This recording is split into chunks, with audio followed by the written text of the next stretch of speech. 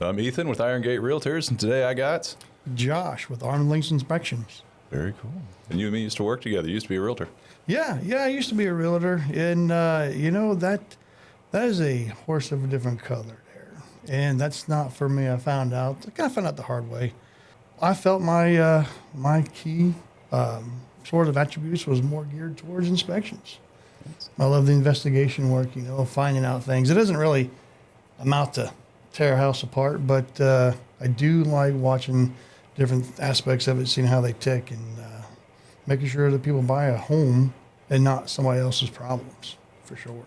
You ever run into anyone trying to cover anything up? That happens quite often, absolutely.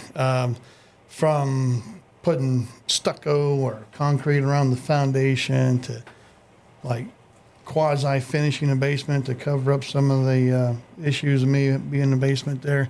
That's one thing that, as an inspector, you got to watch out for, because if somebody finishes a basement, and like now, we just got some rain, just now. So for the past few weeks, we've gotten no rain. There's no way for me to tell if you got a leak in there unless it has staining on the concrete. Well, in a finished basement, I can't see the concrete. It's finished. So we have to be very careful how we word things and inform our clients that, look, I inspected the basement, but I cannot actually get eyes on the foundation. So you may or may not have issues. You got to be careful not to set fires there, because you don't want somebody to needlessly worry about that. But just so you know, there could be problems there. And some people do, I don't think they have malicious intent. They're just trying to sell their home. And they're afraid that if an inspector were to see something, it would just ruin the whole deal. It's much better for potential sellers to be upfront and all what they call it, disclose everything, just so people know what they're buying. But people do try to hide or kind of quasi muffle, make things not as bad as they seem. You got any specific stories of catching something, or suspicions, we should say? Yeah, there was one I just did, and I gotta be careful not to expose where the home was or the agents or the buyers, just so we're all on the up and up on that. But it was a particular house I did inspect. They had the regular block style, like dimensional style blocking, not just regular masonry block. It's flat on the front. It looks like stone. Yeah. Nice. They painted it black. Looked like it went all the way around the house, all the way around the porch and everything. And I got to looking, and it went from black stone to black metal sheeting that looked just like the stone. At front, looking from the road, it looked like it was just a block foundation that they built a porch on, but no, it was sheeting, like underskirting. Actually went down the house too a little bit. Yeah. I got to peeking around, looking around, found a loose spot, and I'm a guy. You pay me to do a job, and I do my job very thoroughly. So I was looking around, I found a little spot, and I pulled it away, and I looked inside of this porch, and it was way overspanned. They used 2x4s and had 2x4s up for supports in the middle of it. There was no not rim joists. There was no hangers. They were just toe nailed into the ledger board, which was just like screwed or regular nailed into the rim joist of the house. That's not good. You don't do that. That is the, I forget the actual percentage, but it's upwards of the 70, 80 percentile of reasons why decks fail is because of a poor application of the ledger board to the home. Nails cannot do it. Screws cannot do it. You have to use carriage bolts. Some people have used lag bolts because they can't get in there, but it has to be a substantial anchoring there. Otherwise, you're talking about hundreds of pounds over years right there, and it just rips away from the deck. So that was going to be the house, I'm sorry. One of those situations where, like, if you walk on it at first, you can't really tell because it's like newer, and then over time it's going to collapse real quick. Yep, and it has to be galvanized nails, things that are meant for structural support. I don't know how many times I see people putting stuff together with drywall screws. No, don't do that.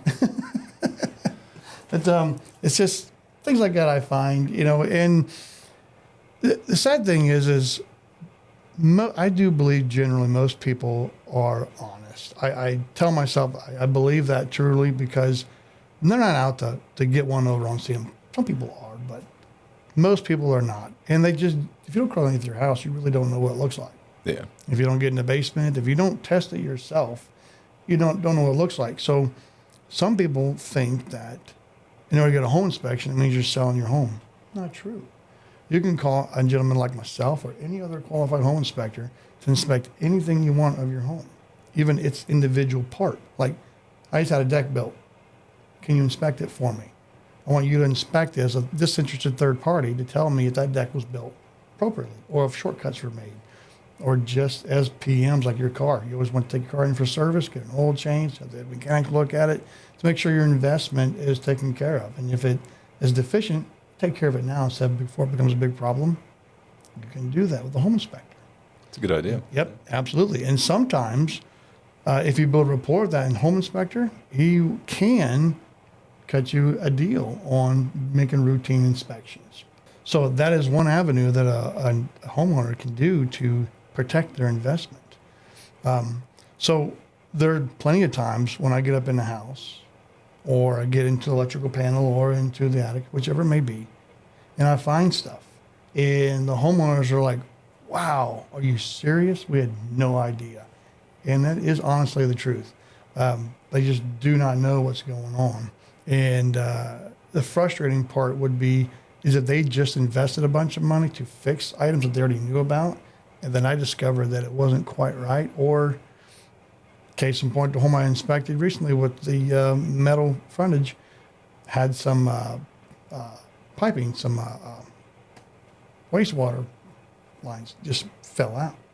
They had the little screw-on quick connects, wasn't together good enough, and it just came apart. And that means all that wastewater is going directly on the ground. And they had no idea. Because you don't crawl up underneath there. So do you own the company? Yeah, I'm sole proprietor as far as the inspection goes. So when people call my company, they talk directly to me. And I typically get back fairly soon. If I don't call them back right away, I'm texting them saying, hey, I got your phone call. Might say I'm a little busy right now. I think that's unprofessional. I usually say, I received your phone call. I'll get back with you shortly. And that usually means I'm either in a crawl space or I'm just tied up at the moment, and I do get back to somebody. There was a woman not too long ago. She's buying a house in Dayton here. She called me.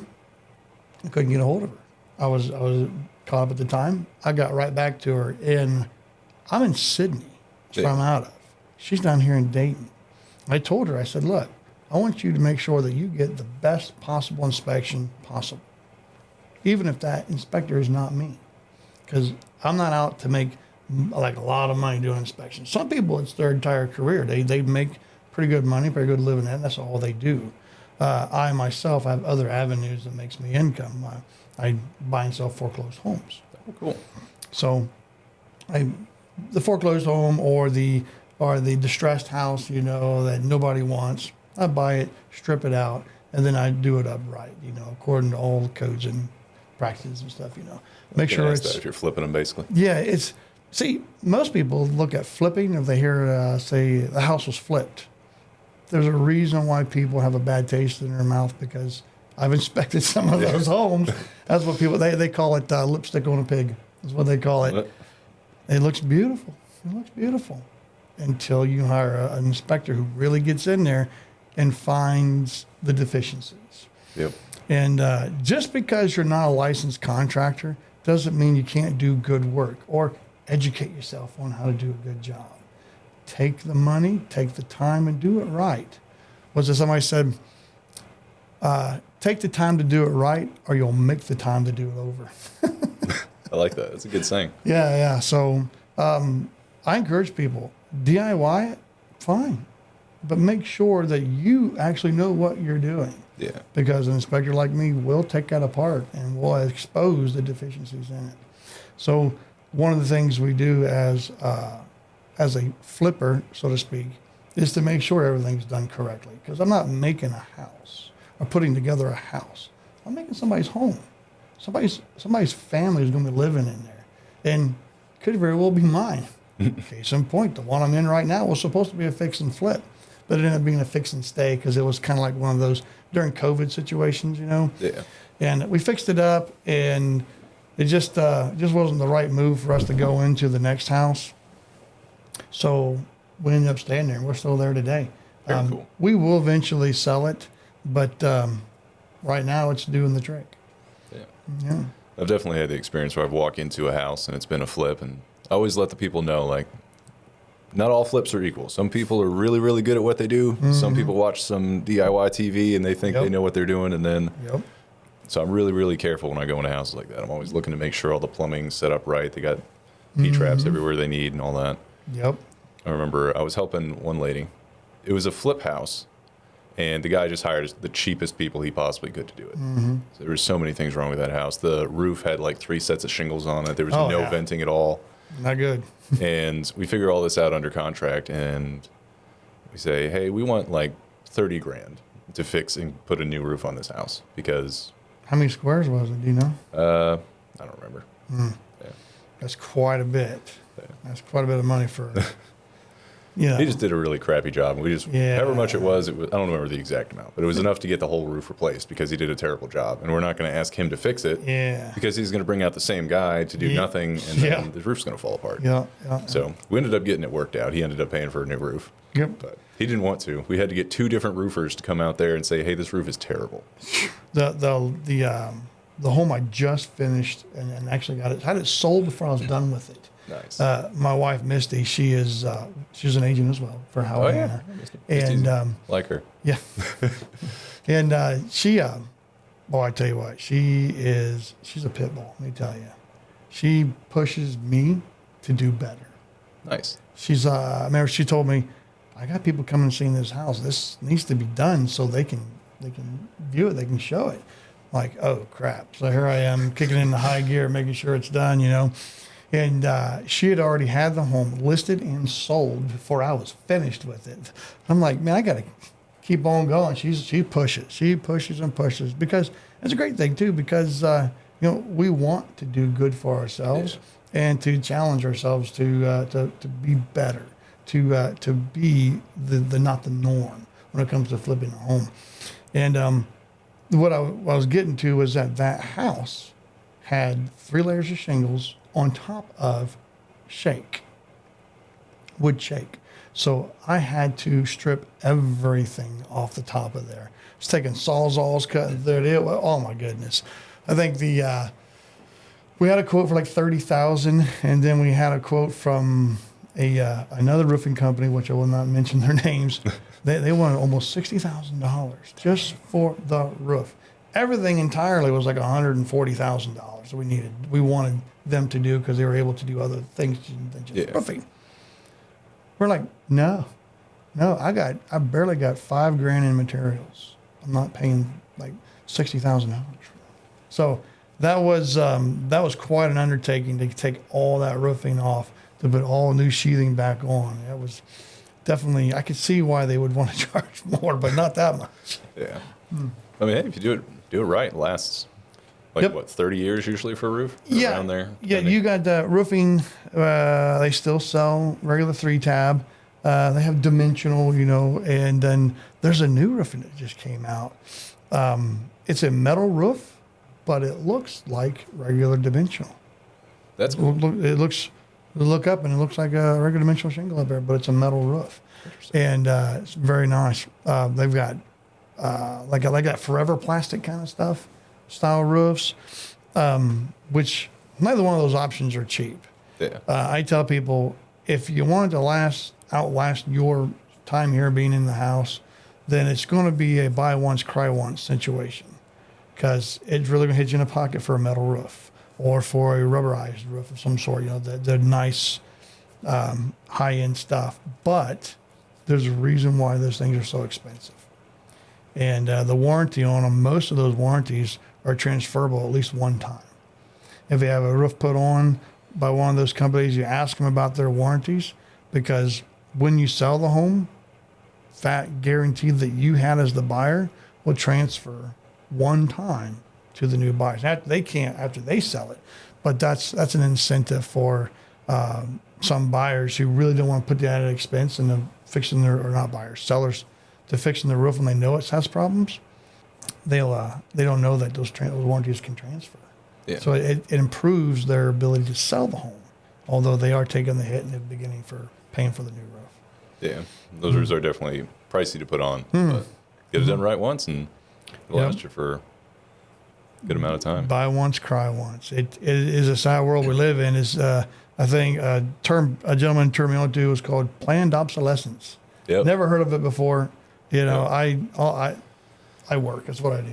So I'm usually busy doing the different things. And that's the first time I heard that term was a few years back. It's a planned obsolescence. It's like throwaway. They make a fine product, but they don't expect it to last very long. Yep. So those things are cheap.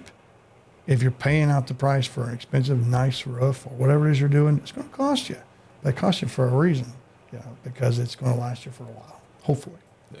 And that planned obsolescence extends to more than just houses. It even goes into technology. Everything. Biggest thing is phones. People love, they come out with updates that do almost nothing, but just keep taking up more and more RAM on your phone. So eventually it just doesn't work anymore, and you have to throw it away and buy a new one. Yeah, that's perfectly intentional. That's the thing. Every 2 years looks like you're buying a new one, new phone, new computer, new something. I'm like, you mean to tell me we put a man on the moon how many years ago?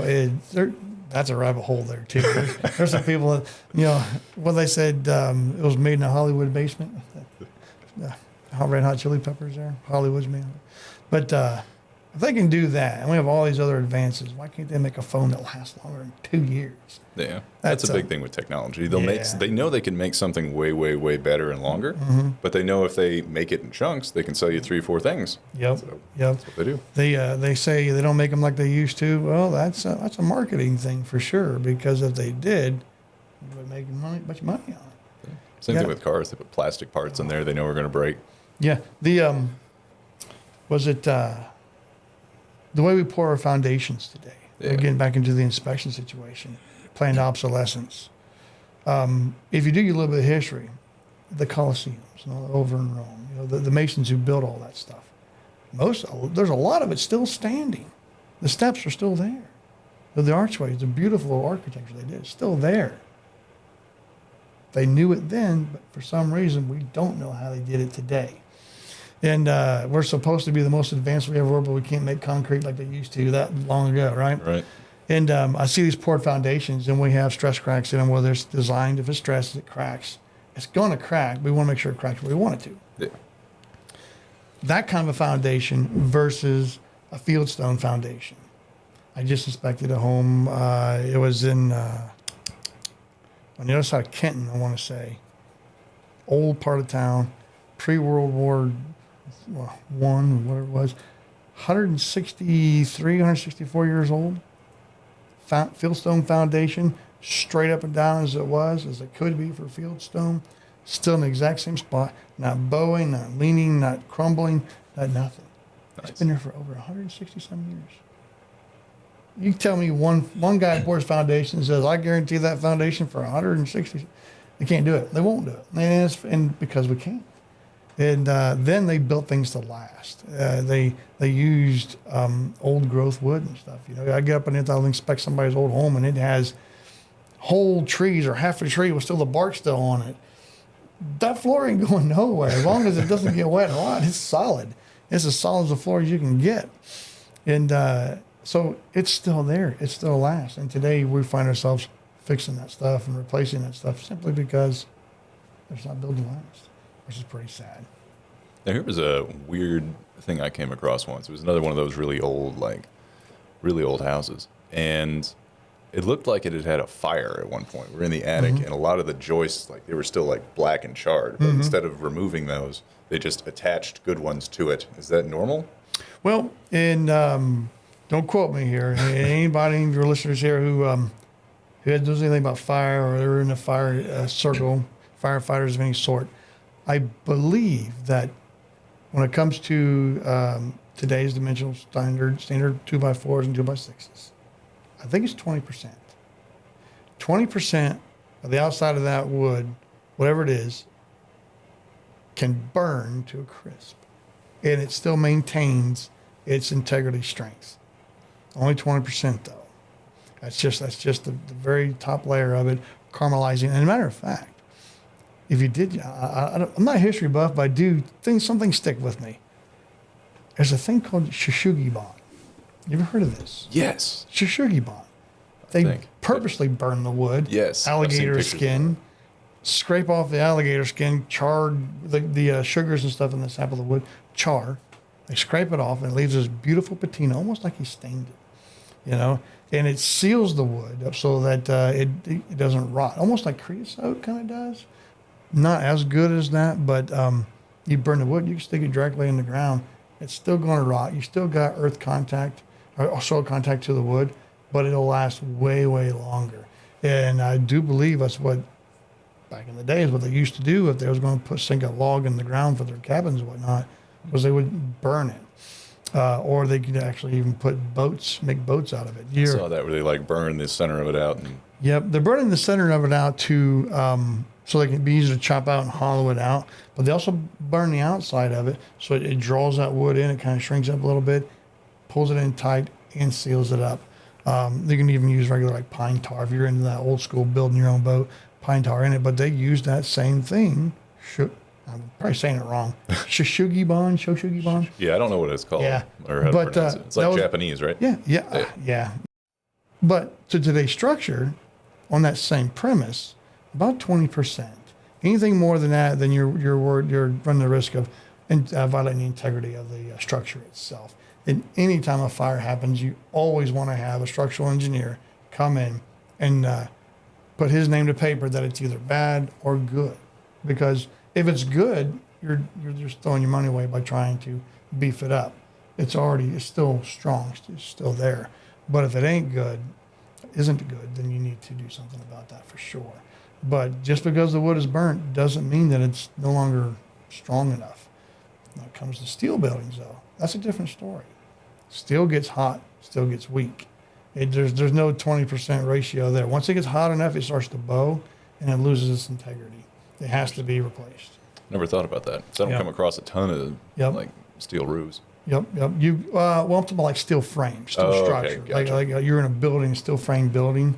Steel frame buildings still have wooden structures within them, but the frame, the bones of it itself, if it is a true steel framed, when that gets hot, it starts to warp and twist, and it just kind of goes. Whereas you've got more time in a wood or stick frame building. You wouldn't think so because you think, well, wood burns.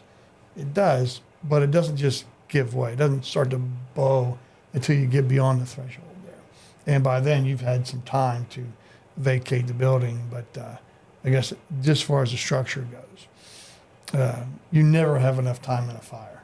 You never have enough time. That's why as soon as you suspect anything, you need to do something about it immediately.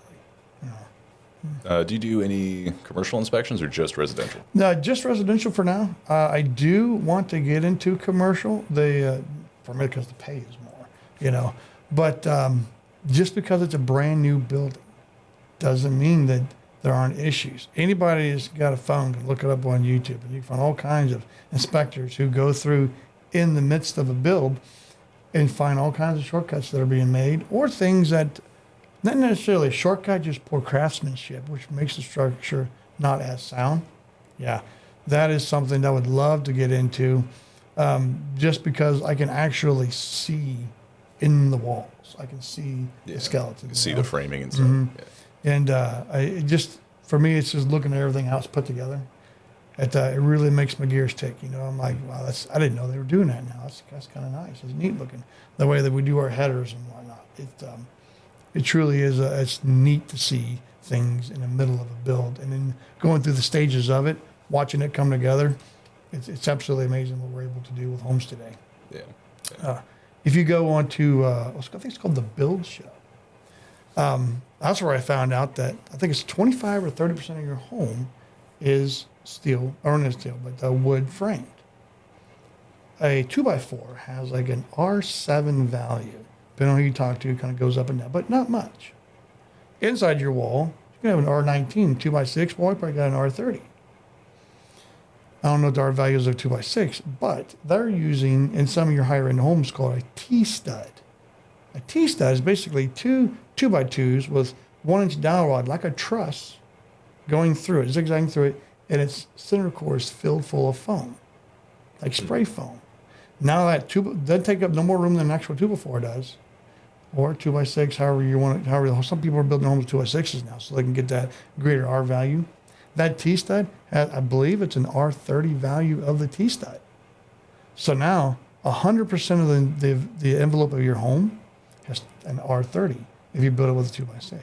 The studs and the insulation, whereas a regular 2x4 only has a 7, where cold can make its way through that from the outside through your studs into your home, which initially makes it not as efficient. That's the way we've done it for years. You know, some people say, why reinvent the wheel? Well, some people have, and they've built better wheels. That being the case of the T-stud. And why we have spray foam now, which if you're doing spray foam, good luck putting more services in like your electrical stuff, because you got to punch through all that foam. It's crazy. And that R value is like a resistance to like heat and elements getting inside. Yep. An R value is, if I remember the definition right, I know I'm not going to, but it basically means the resistance at, I think it's like 75 degrees, how it maintains the temperature at 75 degrees of the outside temperature, how the inside, how does it maintain it? Doesn't allow it to go through. In the north, like if you have what's called faced and unfaced insulation, if you're just talking about battens in the wall, that's paper on one side. That's a face. So if you're in the north, whatever side of the wall you want to stay warm is where you put the face at. So we want to keep the inside warm here in the north. So we put the paper on the inside. Down like in the warmer states in Florida, that paper goes on the outside because they want to keep the heat out. I'm sure there'll be some fact checkers or people that be like, oh, no, I know somebody that didn't do it that way, or that's not quite right. Well, that's, you go ahead and do it how you want to do it, but that's how we do it, you know. When you have unfaced insulation, there's no paper, you'll go into a house that has this plastic stretched across the entire side of the wall. That's because you want one continuous vapor barrier. And actually go around each individual outlet and plug in and light switch to make sure no air, because air carries moisture with it, comes through it. With the T-studs and with faced insulation, keeps that environment more constant. They got these things where they, in a more higher end home, they'll put little stands in the middle all throughout the house, and they'll atomize this product. And I don't know what it's called, but they positively pressurize the inside of the home to blow air out every single crevice it may have. It carries with it this atomized product that they have, and like stalactites and stalagmites in a cave, it sticks to the cracks of the walls in the house as air's coming through, plugs them all up. So the house is now airtight. You shut up all the windows and all the doors, that's all the air you got. These homes have a very, very efficient air handling system. So if you have allergies, if you suffer from any of that nature, you can actually purify every bit of air that comes in your home. As long as you got windows and doors open, you can purify all the air coming in to make your home as comfortable as possible. That's pretty cool. We've come a long, long ways in building construction and the features that we can actually offer people. The sad thing is, for most people, those types of things are out of reach just because they're out of pocket. It's so expensive to do that. But it's nice to know that the options are there when it comes to insulating or making a house your home. The insulation's important. Better insulated, the less money you're spending on heating and cooling your house. Yep. It has to be there. You have to have it. That's nothing new there. If you don't have it, you're going to know you don't have it. I actually, I don't know what I did wrong, or maybe just me, but one of the homes I was working on, the home I'm living in, I took the plaster and the lath out of the walls, got rid of it. Like, I don't want plaster walls. I want drywall walls. I want insulation in the walls. The old school homes didn't have much insulation in them. If you're lucky if they had them. I took the plaster out. I put good insulation in. I put up drywall, sealed it all up. And I swear to you, I had better insulative value with the plaster than I did with the insulation in the drywall. The room just kind of feels, cooler than normal. It takes longer to get it to be up to temperature. Interesting. Maybe I've done something wrong. I have to go back over it. Probably me, but it's like if you have plaster walls, don't discount that old school plaster. it does provide quite a bit of ceiling or insulate value. There's no air getting through that. It's pretty amazing stuff. Are you the only member of the company? Yep. I'm the sole proprietor, the only one here. Think about hiring other people at some point, or are you just keeping it solo? If I were to expand to that point, that might be an option down the road. The problem with me is I'm so OCD, I guess. I don't know. I want somebody to inspect the home the way I would inspect the home. That doesn't mean that any other inspector doesn't do just as good a job. But I want them to inspect it the way I would inspect. I inspect the home as if I was inspecting it for myself or for a loved one. I don't want no surprises. I don't set fires or I make people worried about things. You're people. It's a people business, really. Home inspections and the real estate. Yes, you're selling homes. Yes, I'm inspecting homes. What we're doing is we are interacting with people, emotions, lifelong commitments. It all has an impact. And it's not just that individual. It's a rippled effect.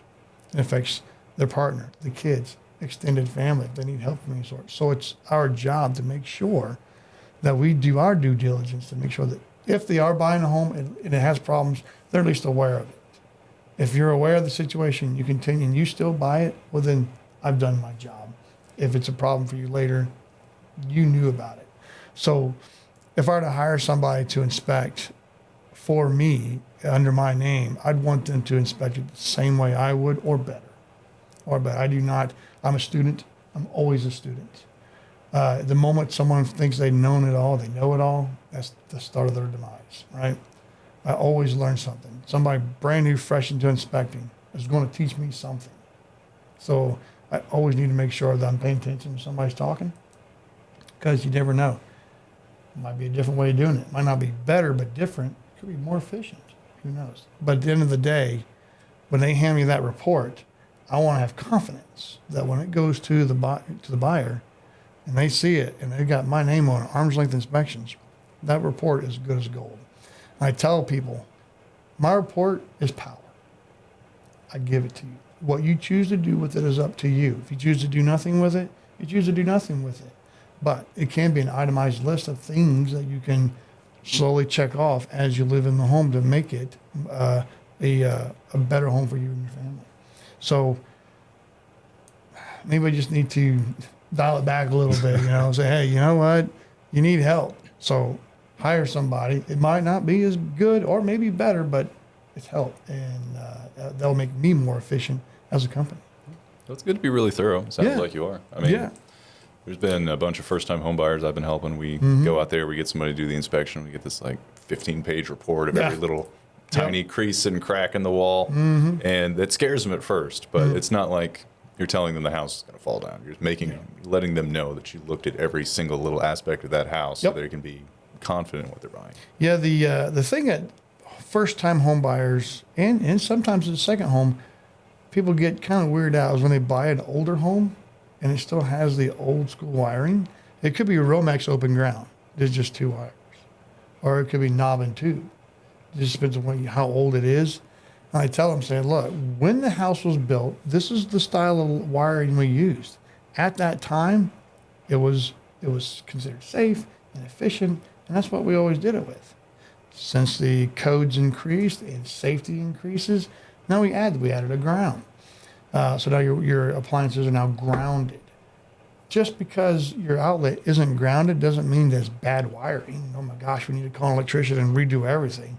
That's not what we're saying. We're just saying it has an open ground, which if you were to plug your expensive TV into it and a surge were to happen, there's a good chance you're just going to lose that TV. Even with a ground, there's a chance you're going to lose that TV. There's no guarantee. It just makes it safer. So unless they want to invest on rewiring the whole home, you really got to be careful how you explain that to people, because it can be a minor annoyance, but it's not necessarily a safety issue just because it's old wiring. As long as the sheathing is still there and it's wired up correctly, it still functions the way it's supposed to. It's just you don't have that third wire, which you have to buy adapters for everything to plug something in, because that you ain't going to be able to do otherwise. I had to do that when I lived up in Oklahoma, because that was one of the things that popped up. I was buying a house with an FHA loan. One of the things they look for is GFC outlets in the bathroom, and they want grounds on stuff, or at least they did when I was buying that house up there due to their codes. And we had to have somebody come in and put 2-prong outlets in the whole house because it had 3, and then buy adapters for every plug so we could plug stuff in. Even when you, if you take the 2-prong out and you put a 3-prong in, you still only got 2 wires. You're not grounded. It's not going back to the box and to the earth. It's still there. But at least now you can plug in your 3-way. But you're doing different. It's the same setup. Now I have seen homes where they had an up-to-date style outlet, be it GFI or not. It's a 3-prong outlet right next to, or the next bay over to the old school wiring. Both of them work, but they just wanted to plug it in. I see that more on the kitchen sinks where they just run brand new services over that way just because of the GFI problems, issues that people have. Depending on the type of loan that you get, your loan package could require it. Even if you don't have the ground there, they still want to see that GFI. And I'm not an expert on the situation. I'm not an electrician. However, there's some electricians will tell you that without a ground, wiring up a GFI, it'll still work. My tester won't work. If I try to triple with my tester, it won't work because it works off the premise of a ground. And some electricians will tell you that the GFI absolutely will not work without a ground. So it's like, what do? So they rewire a whole new service. That being said, it's why people need to do their due diligence. As an inspector, I just tell them, say, hey, you have a GFI, but I couldn't get it to trip, and it's open ground. So that's power. What they choose to do with it's on them. As far as a lender goes, they want to know if they're going to recuperate their money if they default on that loan. How they approach that, I think that depends. That's a case-to-case basis. Different lenders, different underwriters care more, care less. I don't know how they do that. But I've seen homes that they didn't care, and the loan went through. And of course, I'm not part of that situation. My involvement stops at the inspection. Yeah. I just know that the home got sold. I had an incident where I'm not going to name the lender, but you know who you are. But it was a VA home, and they get really picky about like termites. Yep. And the first time we had it inspected, they said, "Hey, there's some termites." I go back to the lender, say, "Hey, there's termites. What do you want me to do to like if we can clear it? Cool. If we got to move on, we can move on." They're like, "Oh no, it's fine." Like, that's weird, but the lender is telling me it's okay, so I guess I'll keep going with it. It was an active colony, active termites? I think they had it treated, but they didn't know the extent of it. Okay. And I think there might have been active in like the shed or something. Oh, okay. But getting closer and closer to the closing date, lender told me it was fine. I get a call from somebody else from the lending agency saying, "Hey, there's termites. We can't close on any of this." Like, yeah, you're going to have to remove the shed completely from the property. Have a structural engineer, somebody come out, look at the house, look at the garage that also had termites, and if they don't clear any of that, we can't close it all, and the closing is in like 2 weeks. Somebody's talking out of pocket. So I call them again a couple days later after I talked to the inspector who he was getting some termite guy out there to do something. I don't remember exactly what it was. It was a while ago, but he was doing something, some sort of clarification step. Talk to them again. Get a whole different answer from them. Every single time I talked to them, I talked to a different person who gave me a different answer. So I finally just got upset with them and said, "Hey, I want to talk to the first guy who told me this whole thing was fine. Nobody else called me. Nobody else talked to me. I want him to explain to me why it isn't good anymore." Yeah. Finally, he called me back. We got it figured out. The inspector just had to go out there and clarify that it had been treated and none of the damage was structural that he could tell. And then we ended up closing on the house. But man, that was a pain. Yeah, that is a touchy situation because some people, if I were to inspect a home, I would almost rather see activity or signs of termites than powder post beetles. A termite, and I say that kind of candidly, but because a termite, although yes, eats holes and digs holes into your wood, and again, it's all bad. It's all got to be taken care of. Powder post beetles actually eat the wood to where you can grab a hold of a joist and just crush it in your hand. Dang. Yes, Termites can do the same thing, but they're making a colony. They're making their little things where powder post beetles just keep eating and eating and eating and eating into it, and then they just keep spreading. It turns wood into dust. Where even after treating it, you may still have to replace that joist. You may still have to replace parts of the wood. Whereas termites, they've made their home, made their colony. Yeah, you may want to, but there's a good chance that the integrity, the strength of that wood's still there. With powder post beetles, if it's a good enough colony, nah, just powder. I've taken screwdrivers and I'll test and I'll hit it. I got this long flathead. It's the only snap-on tool I own. Found it on the road. I'm the guy, I'll pull over the side of the road and I'll walk out there and pick up a tool, right? Because my good tools I use. The tools I find is ones I loan out. Clever. But it's the only snap-on tool I use, and it has earned its name for sure. But I take it, it's probably about that long flathead, and I'll take it, I'll dump into the joist to hear, part of inspecting is listening to the home. Does it sound hollow? Does it sound solid?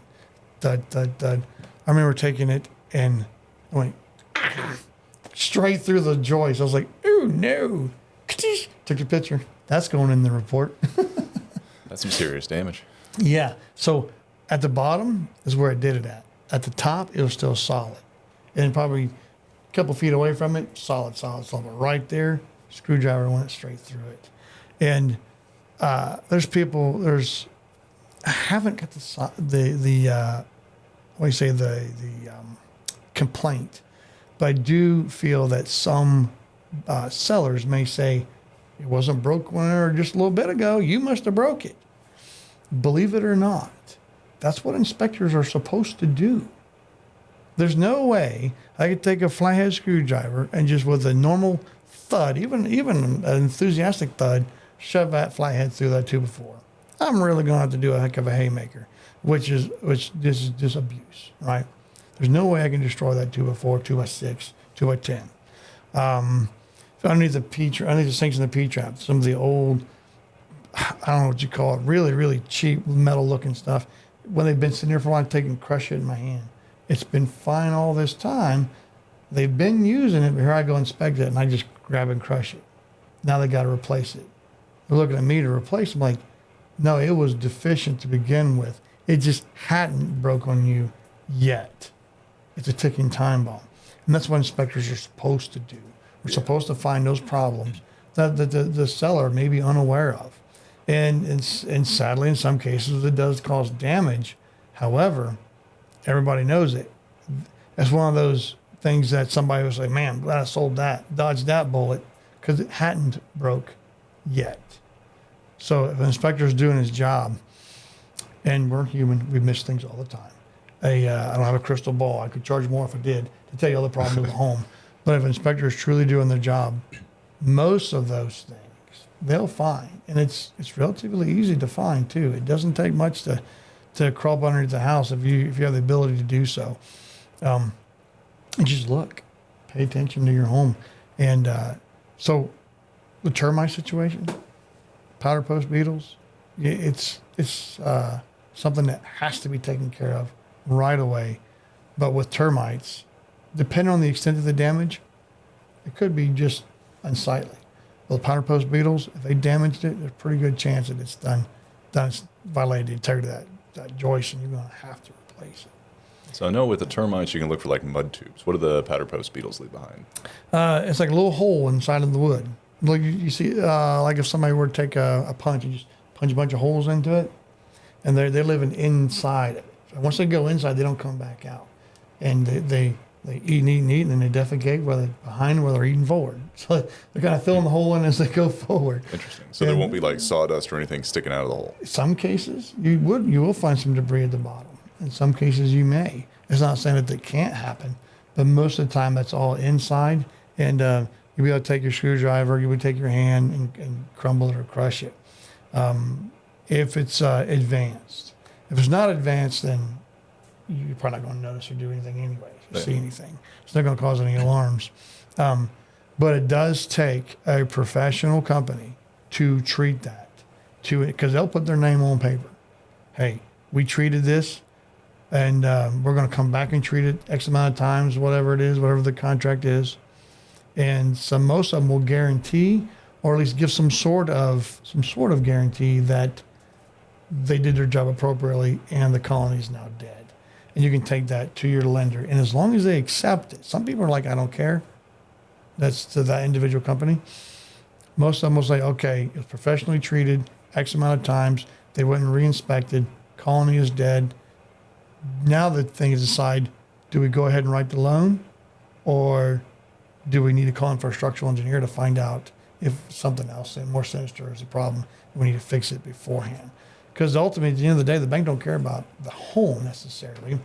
They care about their money. Yeah. They want to be able to recuperate their money. And if they go ahead and write that loan after treating it and the floor joists crush in, there's no way they're going to get their money back out of it without fixing it first. Yeah. I remember I bought a duplex up in Brookville, and it had a stone foundation, and it had a couple termite spots. Mm-hmm. But it looks like the termite spots were ancient. The wood was still really, really solid. Mm-hmm. But I ended up calling a structural engineer to come out there. That was the first time I've ever had to do that. Mm-hmm. They are expensive. Yes. He wanted like $800 just to show up and look at everything, but ended up working out in the end. But. Yep. I need to start get a little book full of their names and numbers, because when people are looking for them, it's like, where's Waldo, man? They can't. I should become a structural engineer because good workers are hard to find. Playing hide and seek. But it's a necessary thing. It's one of those necessary evils. You're going to spend hundreds of thousands of dollars into a home that in the back of your mind, you're not 100% sure that it's okay to live in long period. You're going to want to spend the extra money to make sure that your investment is going to be there for time to come, because you may not live there forever until your dying days. When it comes time to sell, you'll make sure you can sell it. Yeah. And if $800 helped me sleep at night, by God, I'm going to pay it. Yeah. $1,000. Structural engineers can get pretty pricey. They're that way for a reason. They guarantee the structure of that home. Yeah. Put their name to paper, and essentially being the fall guy. If something were to come out and they had it inspected by that engineer, they got some questions for that individual. So they get paid the big bucks for that, and they always do a great job. Anytime I've had a home, I come up after, or I request, hey, this home needs to be inspected by a structural engineer, and they actually do it. Yeah, it's a nice thing to have, and it helps the sell of the home. Because even if that buyer doesn't buy it because they wanted their out anyways, now that seller has to say, hey, this home's been inspected. Here's the report. It's good. It's peace of mind for them and the buyer. Yeah. For $800. Yeah.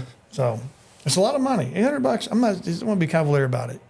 Your house falling down is a lot more expensive. In the grand scheme of things, it's not a lot of money. Yeah. Any good red flags people should look for if they're just like touring a house? I know like the Federal Pacific panels are big. Like. Yeah. You want to make sure that your breaker panel is not necessarily up to code, but up to date. That's kind of a conflicting statement there. But there have been many breaker panels in the past that were up to code at that time, but no longer are good.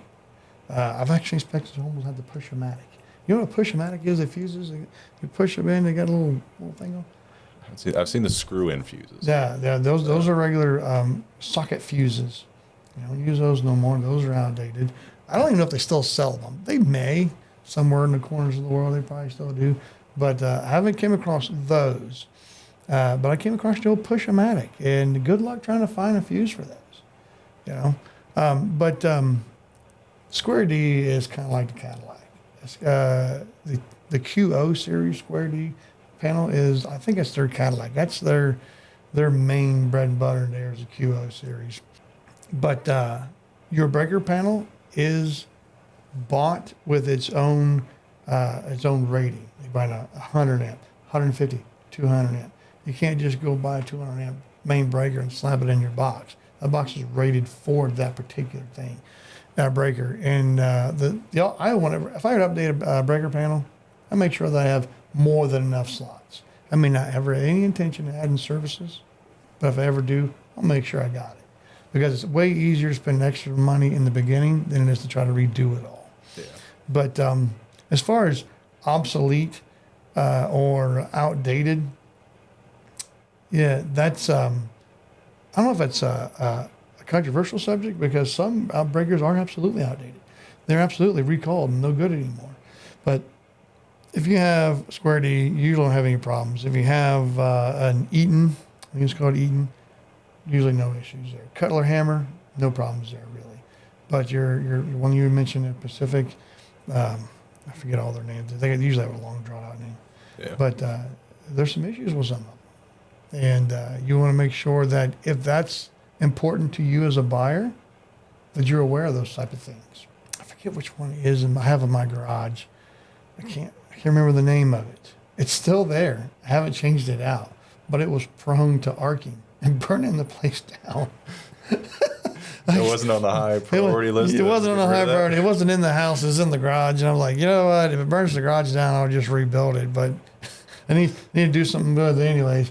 I just haven't fixed it yet. It's a small, it's got like 15 breakers in it or something. I just haven't changed it out yet. I need to get that done, but it's still working. And that is in itself kind of comical. Being an inspector myself, I have something like that in my garage, but also the danger of electrical. It's one of those things you can do wrong and still work right. Electric doesn't care. It's going through its conductor, you know? So it's all copper inside the wire. It's just different colors for us. Yeah. So as a buyer, it's one of those things to, you don't necessarily have to be up to snuff on your electrical, but if you're inspecting it yourself, you want to be able to look at that and be able to tell yourself that's done right. For most home wiring, it's 3 wires, black, white, and that's your bare ground copper. You can get more in depth, but for the most part, that's what you're dealing with. So if you can look at it, you can see that that's on your Romex, right on the side of it. It actually has it stamped in there the year that it was put in. All the information you need to know about the Romex is right there on the side of it. The older stuff still got paper around it. That doesn't have anything on. You can't really tell that. But from an inspector and from a buyer, you should really know that kind of stuff. If only peace of mind to know that it's done right. If you're hiring a guy down the road that says he knows how to do some wiring, he can change an outlet out for you because you don't want to mess with it, you should be able to look at that and know that he did it right, or that at least it looks right. I do have one quick question. Yeah. The Falcons and stuff. I keep seeing those on your Facebook. Oh, Tell me about that. How do you get into that? What is it? So, do you have falcons like in a cage in your house, or like where do you get them? So I don't have. I did red tail hawk. My red tail had passed away. Unfortunately, her name was Gaviana, and she did pass away. Falconry was because we no longer have kings and queens, but it used to be a sport of noble birth. You had to be a notarized, you had to be a king, you had to be a queen, you had to be a knight in order to practice falconry. Kind of a funny story. Where people say, get out of here, kids, about them, go get a hobby. Well, there's a bird called a hobby. And if you were not of noble birth, noble right, the only bird that you could have in practice falconry was the hobby. And the hobby goes after crickets and grasshoppers and little things, right? It would occupy the kid's time all day long. He'd be out in the woods catching crickets and stuff and keep the kid out of the mom and dad's hair. That's right? cool. That's kind of fun. A lot of the terms we use today, got your wrapped around my pinky, under my thumb, wrapped around my pinky. That's how we carry our hawks and falcons. You got your glove, you got what's called a gauntlet. Yeah. Our jesses, it's the furniture that's on their legs, the little leather straps, right? So the hawk or the falcon or the eagle, whichever it is you're dealing with, even owls, will sit on their hand. And it's the jesses come between your thumb and your first finger. So it's under your thumb, and we take one wrap around the pinky. So now we have control of that bird. It ain't getting away from us. And today, that little guy's got you wrapped. Got you wrapped around the pinky, you're whipped. You're had, you're caught, you can't get away. That came from falconry. Interesting. Yep. If I can think of it, I'll probably will here in a second, but there's lots of terms that we use. Even like, it's kind of it's mean, if you call a woman an old hag, the term is actually haggard. A haggard is a mature hawk. You have nestlings. They're in the nest. Fledglings. They just came out of the nest. You have, or some people call them, some deal with the limbs, draw on the limb. But then you've got juveniles, but they have different names for them throughout their lifespans that denotes how old they actually are. And the haggard is the old mature bird.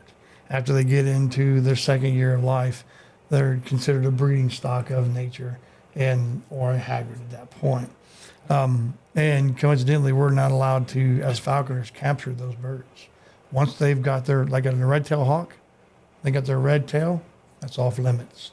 That is now mature. She's proven herself, or he has proven himself, and that gets left alone. We get the younger ones. Interesting. So once you have it, and you what does it do? It goes off and gets you like a mouse or something? Yeah, not like a dog or anything like that. It ain't gonna play fetch, come here, birdie. Nothing like that. See, it a hawk, a crow, not a crow, but a hawk or an eagle or an owl, they never ever become tame. Yeah. They're always, these are wild animals. They maintain their wildness. What it basically is an agreement from an apex predator. We're apex predators. They are also apex predators. It's an agreement. And the agreement is, you give me food and I'll keep coming back to you. You give me the opportunity to hunt. Great. I love the hunt. You're awesome. Give me food. We got, I'll go catch it and I'll go kill it. And then we'll make an exchange. And that in itself is a touchy situation, because the story goes, 90% of your red tails is what I did, will die in the first year, either through starvation, got ate by another predator, somebody threw a pizza out the window. And they say something's going to eat it. You're right, something will eat it. A mouse will eat it. What eats the mouse? Red tail. Red tail don't know what cars are. These big things going down a straight line. They go after that mouse. Here comes the car. Catch. They die that way too. Lots of different things. Or a mouse eats something poisonous. They eat the mouse. They poison themselves. So 90% of them die for various reasons. If they make it past their first year, now they get their red tail. Now they're part of the breeding stock. They're expected to live 5 to 7 years. That's it. 5 to 7. In captivity, they can live upwards and beyond 25 years. Dang. Yeah, being in the wild sucks. You die quick. I mean, they could have lived 25, but they got cut short at 7. And that's the reason why falconry is allowed, because it ensures continuity of the species. Falcons in particular were almost extinct at one time, and had largely to do with some of the pesticides that farmers were putting on their fields and fences to kill the weeds. Not pointing fingers at the farmers saying, you're the reason why they died. But it was a big hit on them. It didn't kill the falcon. What it did is it made their eggs thin. The shells were thin. And when they sat on them, it crushed the eggs and killed the bird inside. Dang. Yeah. So, and being so, it made it to where their population numbers came down lower and lower and lower. They found out what the reason was. They kind of banned that product. And because of the efforts of today's falconers in our lifetime, or today's falconers, not even 50 some years ago, is the reason why we have falcons here in the States today. They made a complete comeback because of local falconers. We're not of noble birds like you used to have to be. We're not knights, any of that nature. We're just individuals who enjoy the sport. And it has a heritage 400 some years back. And you can trace it back to the knights and the kings and the queens. It's so rich, and to be a part of it, it's just a little slice of what is possible in today, where a hunter can go out with a shotgun, with anything, and take 50, 60. It means he's got bullets. He's got a bullet for every rabbit. He can do that. If he gets a 2 for out of 1, you go home and brag about it. As a falconer, we're going to get 1 rabbit. Go out, get 1 rabbit. Let your well, not a falcon, it'd be a red tail. Let him eat that rabbit. It's called cropping up. Let them get full, and you go home for the day. Some falconers have particular birds like the goshawk. Look that guy up. He's the drag racer of hawks. Got red eyes. Some call him the devil bird. That bird holds a grudge. Let me tell you. If you're a falconer and you've been doing it for a while, you know what a goshawk is. And if you're honest with yourself, you know if you're ready for that bird or not. You've got to be ready, because if you're not ready, you're going to lose it. it'll go away. You'll train it, be fine, great. As soon as you let him go, bye, birdie. And he never coming back. But that bird, it's just balls to the wall, flapping them wings. And when they chase their prey, like it was on a bird, he'll come up from on, like, I think it's on top. He'll come from up top, come off to the side, and he'll swoop one way, swoop another, and then bam, like that. Upside down? Yeah, he'll do like a barrel roll and come down from one top of it and catch him. And in some cases, they'll come up as they're coming up from underneath, and they'll just flip from upside down, grab a hold of them. Once they get a hold of them, it's weird. If you make a fist when you fall asleep, your hand will open up. It's just how we are. Raptors have little tiny links or notches in each one of their knuckles, to where if you listen closely, you watch them as they squeeze, they actually pop over like vice grips, and they come down. And it's called a myelin sheath. You and I both have myelin sheaths inside our bodies, right? It helps hold everything tightening together. It's just a plexus around the body. Well, you see a chicken roosting on a roost, and like, why did that chicken fall off the roost when he falls asleep? Well, it's because whenever they squeeze and they hunker down, that sheath comes over top of their tendons, locks it in place. They have to stand up to let go. A hawk, a bird of prey, when they squeeze, that sheath comes down, it locks into place. They're no longer thinking about hanging on to that animal. They have to make a conscious decision to let go. Otherwise, they ain't letting go. And this is perfect for a predator, because if you went after a prey and you missed, now you probably haven't eaten in a while. It's the reason why you're hunting. So now you've expended the only energy you have. You missed the only prey you was going after. You're probably on the ground, which now you're exposed to other predators. All kinds of things that could be your death. But because it's like that, it increases their chances of success. That's cool. You see that the famous one is the bald eagle, but if you go by most major lakes, you'll see I forget the name of it. I'll think of it here in a second. But you'll see the bald eagle come across, and they will grab a hold of that fish, big majestic fish, and they'll fly off with it. Yeah. As soon as they grab a hold of that fish, they're no longer thinking about hanging on to it. They're thinking about where they're going to go to sit to eat that fish, right? And as soon as they actually stand on it while they're eating, because they're not thinking about letting go, they've got it, right? So that's one of the cool things about it that a lot of people don't know about the hawks, is that everything about them, from their eyes to their knuckles, their feet, everything about them is designed to be very efficient predators. And to watch this majestic animal get trained by you, it was caught by you, trained, they take off where mom and dad left off, get squirrels and rabbits, be successful, you had a part in that. And that's amazing. You're taking part in the very same sport that the kings did back in the day. And although it's very brief and small, what you're doing as far as what that bird is concerned, you have a part of it. It's awesome. And then when I leave here, I'm going to think of it. But it's one of the only birds that most of the birds have two in the front, two in the back, or three in the back from one in the back. The talons. Yeah. Every hawk has this. This particular one, it's outside one, can actually go around back. So they got two in the front, two in the back. It's the only predator that can do that, the birds of prey. So when they squeeze, they're coming from both sides of two pairs of them, right? And they ain't getting loose. And they're fishers. They go after the fish. It's all they go after. And it's kicking me in the butt. I can't remember their name. But if you want to see a bird go after some fish, just go by the lake and you'll see them. You see a big bird swooping down, grabbing it, that's what it is. Whatever its name is. That's pretty cool. Yeah. It'd be even cool if I remember its name. Oh, man. I appreciate you coming out here, giving us your time and your expertise on everything. How do people find you? Well, if you give me a call, 937-507-5594, you'll get me. Arm's length inspections, and I will come out and do your home inspection for you. It is $325 for a whole house inspection, top to bottom, in and out. And what I do is my reports are usually same day or the next day. But if I inspect your home and I find defects and you request those defects as a buyer to be fixed, and they actually do get fixed, I will come out and re-inspect at no additional charge. That's cool. Yeah. Now, there are people who are like, you shouldn't do that. You're leaving money on the table.